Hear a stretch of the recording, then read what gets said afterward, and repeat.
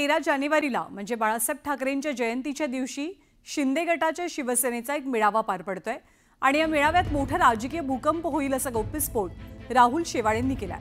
ठाकरे गटाचे 15 आमदार आणि काँग्रेसचे 10 आमदार आपल्या संपर्कात असल्याचं शेवाळेंनी सांगितलंय। तर ठाकरे गटाचे काही खासदार सुद्धा संपर्कात असल्याचा दावा शेवाळेंनी केलाय। त्यामुळे त्यांच्या वक्तव्यामुळे राजकीय वर्तुळात चर्चांना मात्र उधाण आलंय। जे महाविकास आघाडीतील आमदार असतील हे अस्वस्थ आहेत, ते ह्या करतात कारण केंद्रात पण एनडीएचं सरकार आहे आणि राज्यात पण एनडीएचं सरकार आहे आणि त्यांच्या मतदारसंघातली कित्येक कामं या घाणेरड्या राजकारणामुळे प्रलंबित आहे।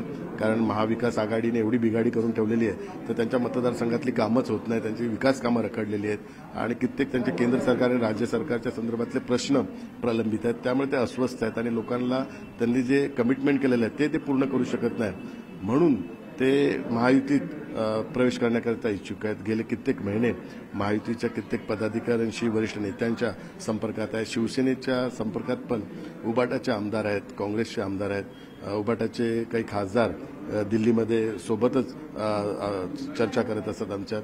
त्यामुळे 23 जानेवारीला एक राजकीय भूकंप होऊ शकतो।